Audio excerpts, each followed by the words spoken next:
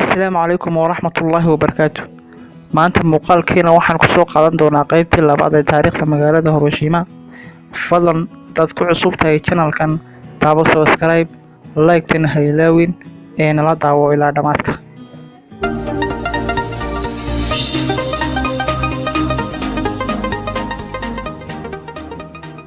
taariikhdu markii ahayd 6 bishii 8 1945 saacaduna ahayd abaar 8:15 oo subaxnimo waxaa diiwaanka Mareykanka laga leeyahay oo uu waday duuliye Paul Pitek ku tuurtay magaalada Hiroshima hubkii ugu horeeyay ee nukliyeer ah ee aad loo isticmaalo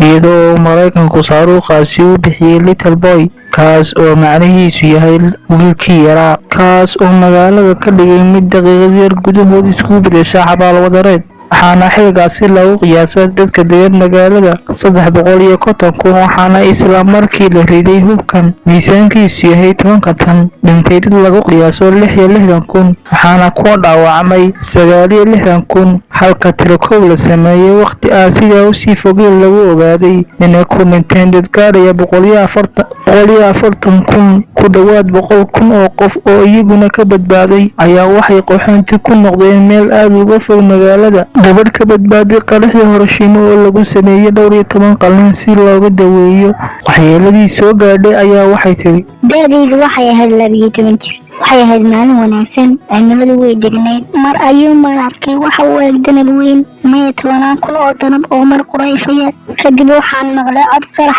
ah oo weyn magaalada waxaa hareeyay madow badan waan sooxay markii aan soo baraarugay waxaan arkay timahaygii iyo jirkaygii oo go'aya waxaan arkay geerkaygii oo daadanaya hilibkaygii lafahaygii way muuqdeen dhammaan dadkii aan arkayay way ooyayeen waxay soconayeen iyagoo wax badan arkeen waxaad moodaa inay ahaayeen kuwa ka soo baxay xabaalo wadareed run ahaantii wax magaalada hareeyay qiiq madow iyadoo waxay horteed ahayd meel xarka badan beerahayga way gubteen may jirin waxna xasuusinaya nolosha anigu waxaan ahay qof nasiib badan mar haddii aan ka badbaaday cabsidii aan aragnay ayay tiri dalka Japan wuu isdhiibay kadib markii hubka nukliyeerka lagu riday magaaladii labaad oo ahayd Nagasaki isdhiibitaankaasina waxay ahayd dhammaadkii dagaalkii labaad ee adduunka qoraahdii uu ku yiri boqorkii Japan ee Hirohito wasiirka arrimaha dibadda ee Japan ee tagayay doontii lagu saxeexayay isdhiibashadii Japan ayaa waxay noqotay mid taariikhda gashay waxaana ahayd sidan haddii dagaalka aynu sii wadno waxaa dabar go'aya tafiirteena oo dhan sida awgeed waa inaynu isku dhiibnaa si aynu u helno fursad aynu dib ugu soo laabanno haddii aad arrinkan aan kuu sheegay aad rumaysatid waxaad saxiixi doontaa heshiiska isdhiibashada